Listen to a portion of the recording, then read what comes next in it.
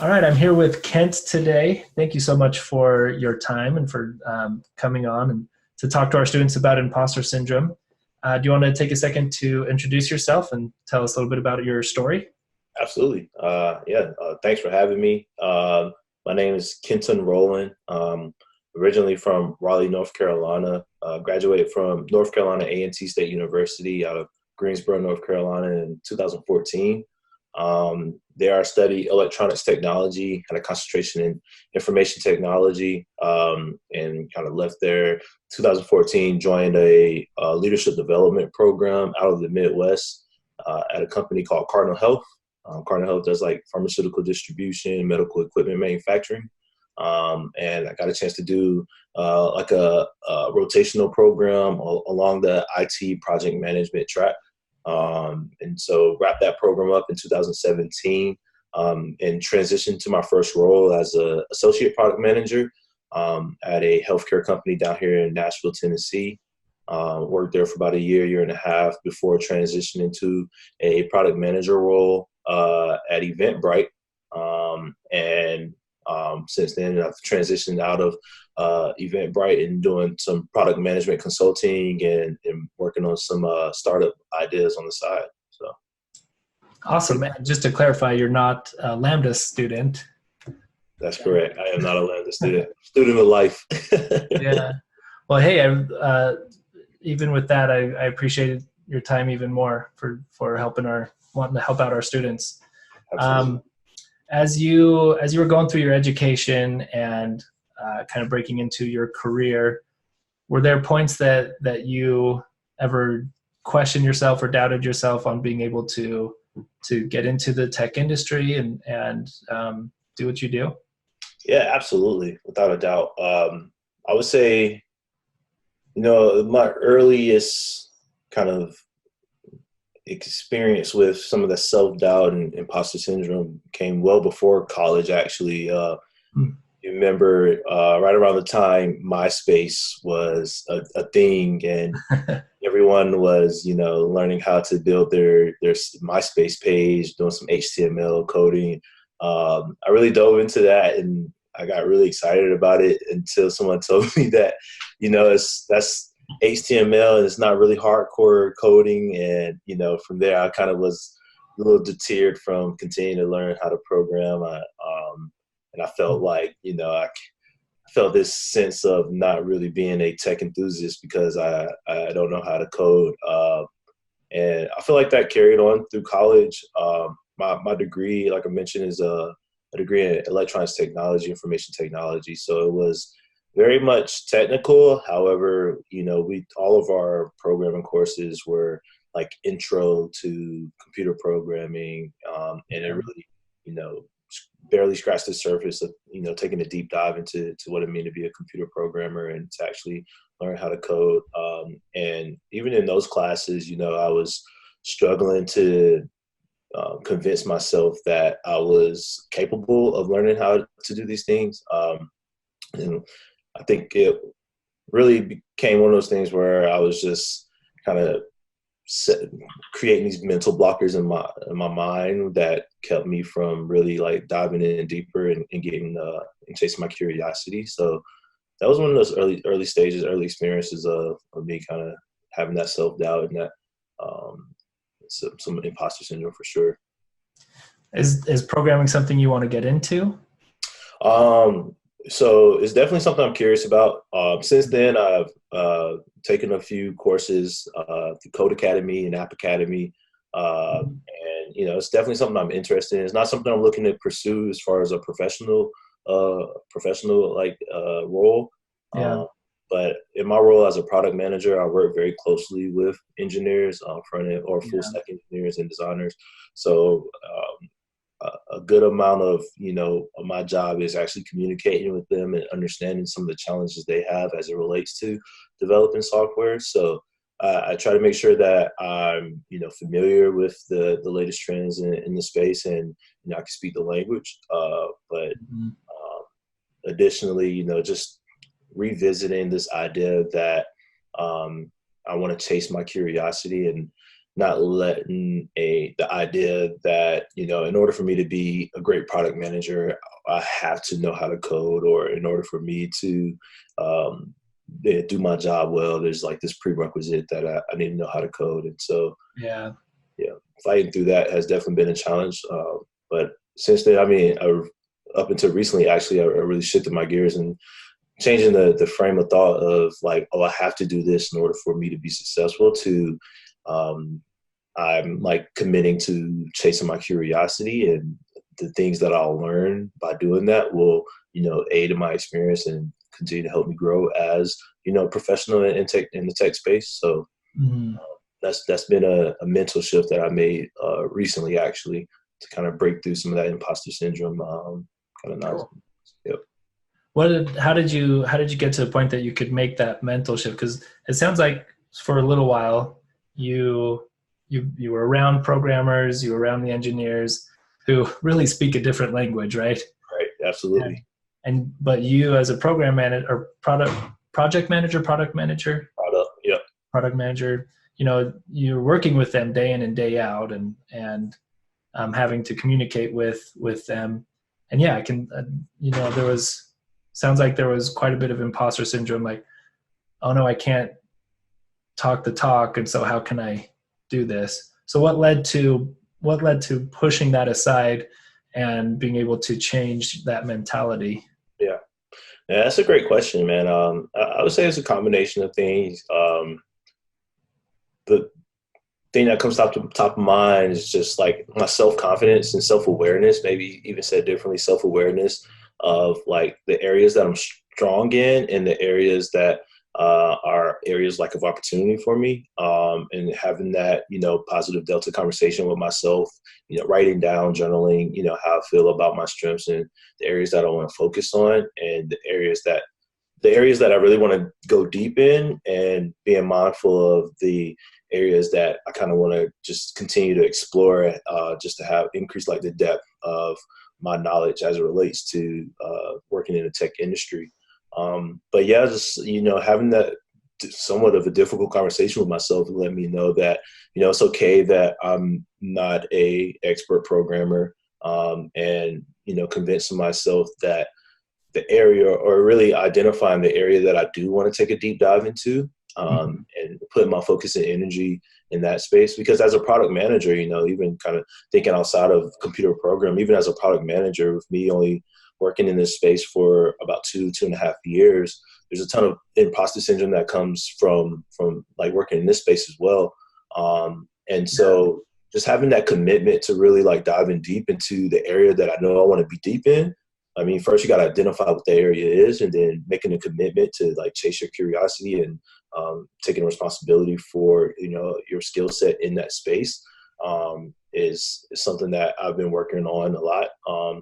And then like when I first joined Eventbrite, like I'm working in a space that's very high speed, hyper focused on productivity, and all of these things that I was doing for the first time as a product manager. So like instantly being in a room, feeling like I'm in a room and there's a ton of smart people around me that work as product managers, and feeling like, I'm just not as good as the next. I think that's a big part of my ego. And so acknowledging that, your ego is constantly going to try to stack you up yourself against other people and their experiences. And it's one of those things where you just got to take that self-reflection and say, thanks, ego. I appreciate you reminding me of where I am and where I want to be.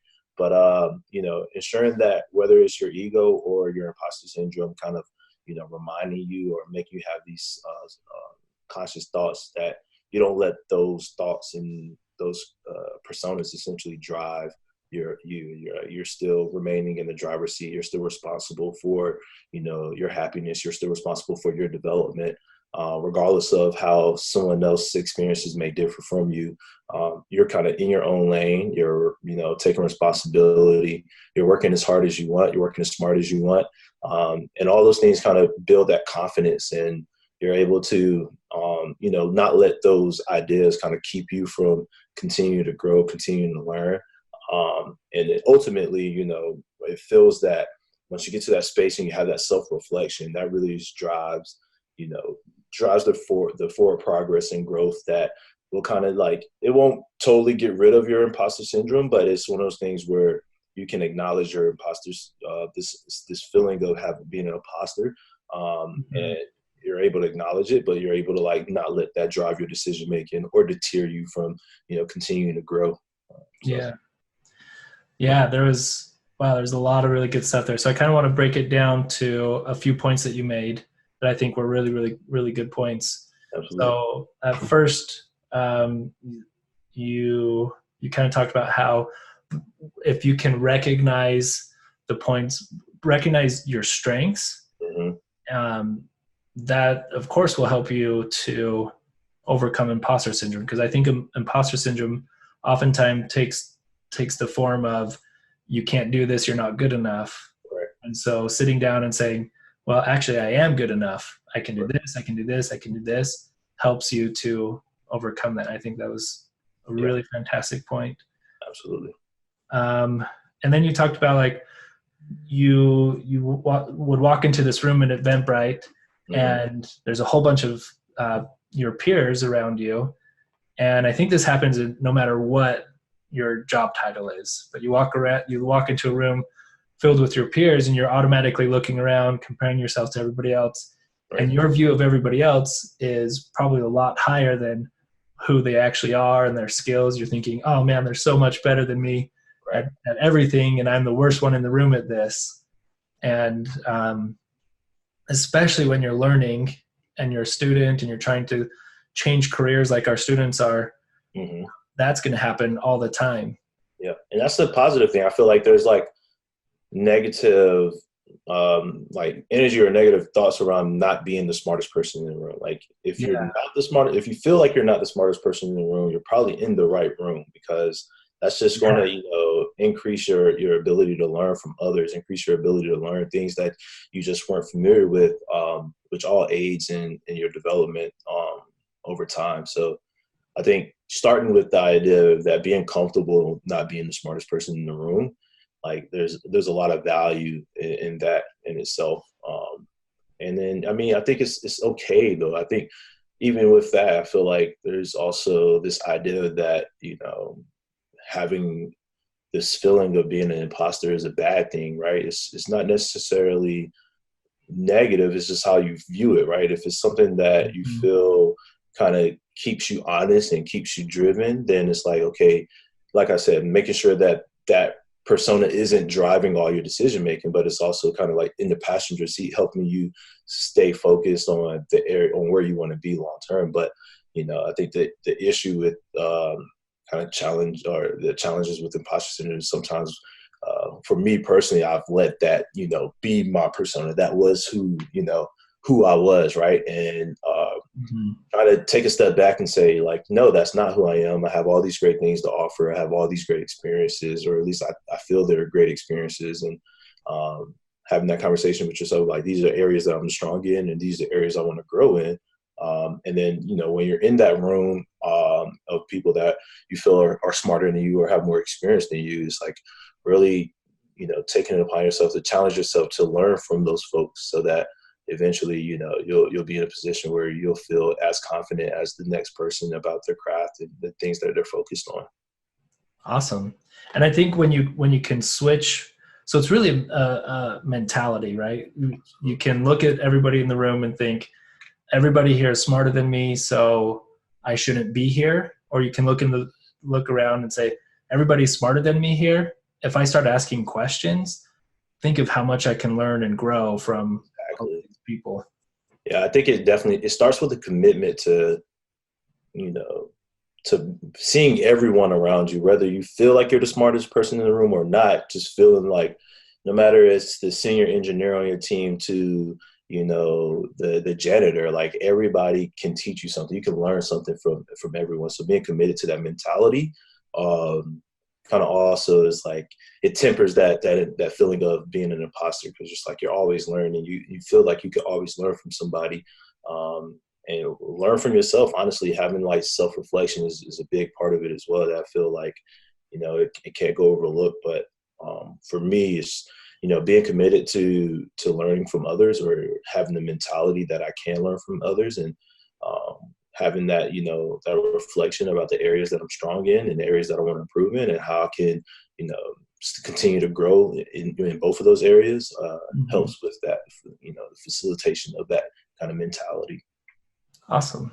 Man, that's so good. And this is all, you know, obviously it's also not one of those things where it's like one size fits all, but I do feel that it really starts with just like the thoughts that you have about yourself, and like the processing of those thoughts that really make the world of a difference. And, you know, being okay with who you are, being okay with your skill set, and understanding that, you know, you have you mentally, you have this ability that we've been blessed with to learn. So it's like, you know, learn as much as you can, and be able to like spread that message, spread your learnings, because that's all a part of growth as well. Being able to kind of teach, kind of get that, consume that information, and then be able to like give it back to folks that need it. That definitely, that's why I'm glad I reached out, because this is like one of those things that I've definitely been feeling in my early career as a product manager. Like I mentioned, like 2 years as a product manager has been feeling like, man, like all, like, especially when you think about product managers that are like technical and they know how to code, design, and be a product manager. It's like, wow, like that person, that girl, that guy, girl is like really on it. They're sharp. And then like, as soon as you have that thought, it's like, okay, thanks ego. Thanks, Mr. or Mrs. Imposter. You know, you've given me, you know, it kind of gives you like a reset on your focus. And it's like, the pulse of the industry, the pulse of the folks that are working in that space, and the thought leaders. I put air quotes around thought leaders, but you know, just the folks that are in that space. And like I said, continuing to learn. Like, okay, this person knows how to code. Maybe that's a skill set I should explore. If I'm curious about it, maybe I'm not interested in learning how to code. That's totally fine as well. Like, what am I interested in? What do I want to kind of put my time and energy into? It might be, instead of engineering, maybe I want to put more focus on design, or maybe it's more like user research, you know what I'm saying? So it could be a combination of things, but really having that, you know, conversation with yourself about what you're interested in, and what areas you want to like go deep in, and also what areas you want to kind of chase, as far as chasing your curiosity to kind of be more T-shaped. It's all conducive to growth. So I think that's really what's gotten me past my feeling of insecurity about working in this space, working in the tech industry. It's like, you know, technology is moving so fast, and it's growing at a pace that, you know, I feel like as humans, we're not able to keep up with, right? Like, it's like, it's far exceeding the pace that we're learning, like the growth of technology is far exceeding the pace that we're learning. So it feels like it's always going to be opportunity to like learn more and more, and innovate within that realm, that, you know, you can use that feeling of imposter syndrome or your ego to kind of really push forward what you want to grow in, and your skill set. Yeah. And it takes that choice of saying, all right, I'm not going to let this block me anymore. I'm going to make this give me drive and focus, and I'm going to go learn these things. Absolutely, without a doubt. So another question, as that I kind of thought about, as towards the end of your time at Eventbrite, did you ever walk into that room again and see someone else that maybe was brand new as a product manager that was going through those same feelings? Yeah, maybe not so much at Eventbrite. I mean, my role in Nashville was relatively remote compared to the rest of the product organization at Eventbrite, being in like San Francisco. But definitely in like the product management community here in Nashville, it's a real thriving and growing kind of product management community. We connect on various like meetups. Like meetup.com has a really nice product manager community, and there's a lot of sessions. You'll be surprised. There's a ton of sessions about imposter syndrome across the tech industry here in Nashville. And yeah, there's definitely folks that feel, you know, this sense of, or like, especially I've spoken with a young lady that's actually trying to transition into product management. And she has like a kind of a technical background, but she's never actually done product management.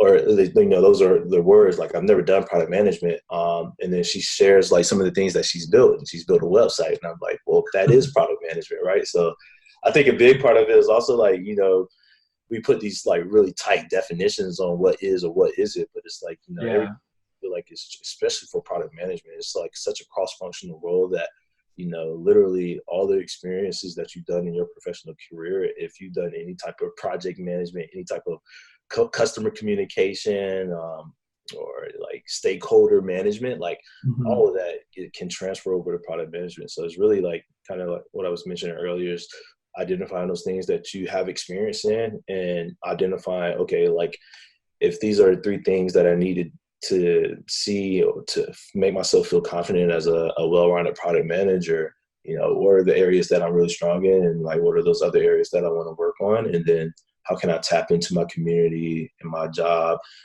the development opportunities are around me to really kind of grow in those areas. But yeah, it's really interesting because especially in tech, man, I just feel like it's very easy to like let feeling like an imposter like block you Yeah. from chasing after those opportunities. And it's really one of those things where, the best experience is just doing it. So taking more action, planning less, and just going for it. Is some of what I've heard in the community and some of the things that I stand behind myself. Awesome. Yeah. Yeah. I 100% agree. Like the tech industry seems to, I mean, there's so many smart people in the tech industry that it's easy to let those feelings creep in, but, and I don't think they ever go away. I've been a programmer now for 5 years, which isn't a long time, but I consider myself a senior developer, and I still feel imposter syndrome when I get around people that I look up to, and when I get into a situation where, a brand new job, you don't know anybody else's skills, and you don't know anybody else's weaknesses, Mm-hmm. and so you just feel like they're better than you at everything. So it's not something that goes away, but I think definitely something that you learn how to handle better with time. Right. Um, as to kind of wrap up, uh, are there things that you found that help you manage imposter syndrome that you'd like to share to maybe a student learning programming who doesn't feel like they should be in it right now, or has been struggling for a day or two and just is really feeling that hard? Yeah, that's a great question. So I guess there's a ton of different ways to like self-reflect. Like I mentioned, doing like literally on a piece of paper, writing down what your areas, your strengths are, and Mm-hmm. areas of opportunity. Weaknesses are what they're always also referred to as, but I like to mention just areas for opportunity. Um, I love that as, that positive light on it. That's great. yeah, I mean, just like specific to what you're doing, right? And then it's one of those things where you can feel extremely confident about the things that you feel like you do well, and you don't want to. You continue to grow in those areas, but then you also can you can communicate. I think it's like you communicating to yourself that you're strong in these areas and that these areas that you want to work on. But then you also can articulate that to the people that may be able to help you, right? And like I would say, chase your interest, chase your curiosity. Like, don't. I think one of the things I had to make that mental switch between feeling like I have to do this in order for me to be successful, to if I do this, it will help me be successful. And so kind of having those is really like a ton of self-reflection, having a ton of like, just be confident in what you know and confident in what you don't know. And then, from there, you're able to kind of branch out and get the help you need and focus on the things that are really interesting to you, and focus on the things that, really kind of feed your curiosity.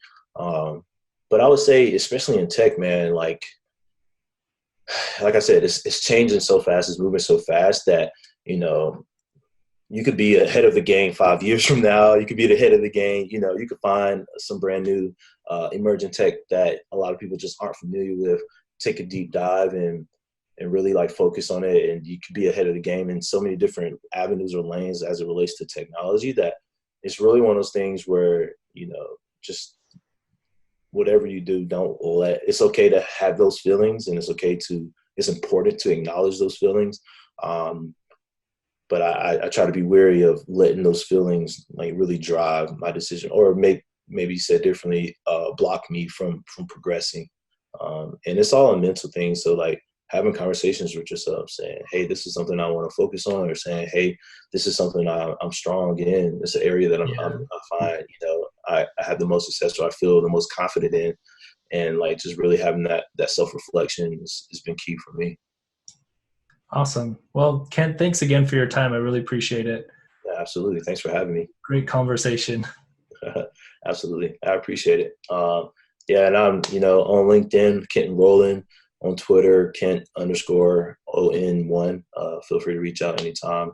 I'm still growing. I'm still relatively new to the tech space, but, I feel like it's very easy for us to kind of get down on ourselves. And, I'm big on promoting self-love and self-care. And so, yeah, that's what I'm all about.